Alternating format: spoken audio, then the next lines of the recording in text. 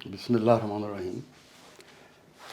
جناب نسیم صاحب، جناب فاروق صاحب اور معزز خواتین و حضرات، جیسے انہوں نے بتایا کہ میں گورنمنٹ سروس سے ریٹائرمنٹ کے بعد قانون کا کام کر رہا ہوں ایز ایڈوکیٹ، اور ساتھ میرا ہابی ہے کہ آرٹ کے مختلف شعبوں پہ میں ریسرچ کروں، مختلف ٹاپکس پہ، اور یہ لوگ داستانیں انہی میں سے ایک ہے.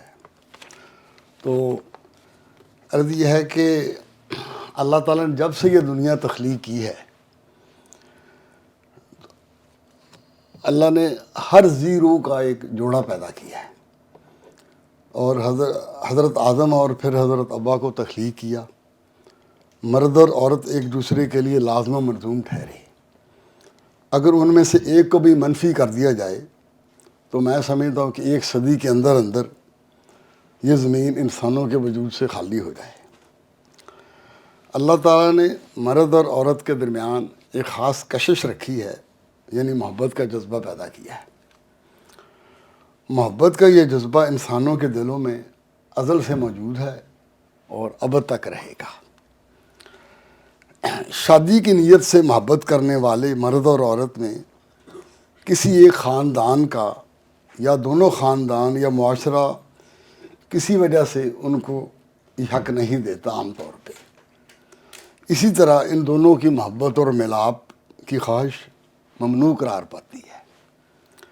محبت کرنے والوں کی ایک دوسرے کو حاصل کرنے کی کوشش اور ان کے خاندانوں کے منفی بلکہ اکثر اوقات ظالم رویہ کے باعث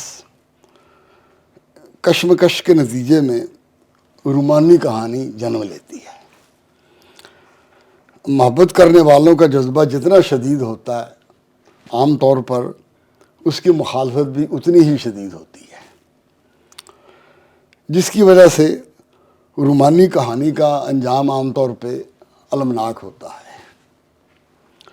محبت کے یہ واقعات جب مشہور ہو جاتے ہیں اور پھر عام لوگوں کو یاد رہتے ہیں تو لہٰذا یہ رومانی داستان لوک داستان کی شکل اختیار کر لیتی ہے. آج کی نشست میں میں جو رومانی داستانوں کا ذکر کروں گا، ان کے ساتھ ساتھ کچھ غیر رومانی داستانوں کا بھی ذکر آئے گا جو کہ اتنی ہی مشہور ہوئی جتنی رومانوی داستانیں ہیں. بہت ساری لوک داستانیں ایسی بھی ہیں جس میں حقیقت سے زیادہ تخیل کا عنصر شامل ہو گیا ہے. مثلا جیسے سیف الملوک ہے یا بھگت سنگھ ہے، ذکر بھی ابھی آئے گا. تو اس طرح تو یہ تو تھا لوک داستانوں کا ایک پس منظر. اب میں یہ عرض کرتا ہوں کہ ہماری لوک داستانیں کون کون سی ہیں.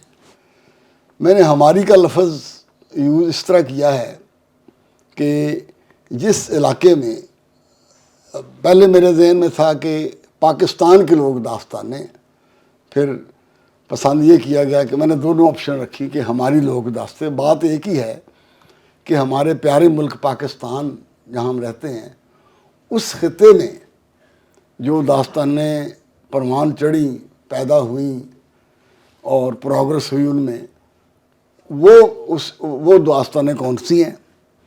اس کے علاوہ میں نے یہ بھی کیا کہ جو داستانیں غیر ممالک سے جو پروان وہاں پہ چڑھی غیر ممالک میں، وہاں سے جو ہمارے ملک میں آ گئیں اور اتنی پاپولر ہوئیں کہ وہ ہماری داستانوں کا حصہ بن گئی، وہ بھی میں نے شامل کیا ہے.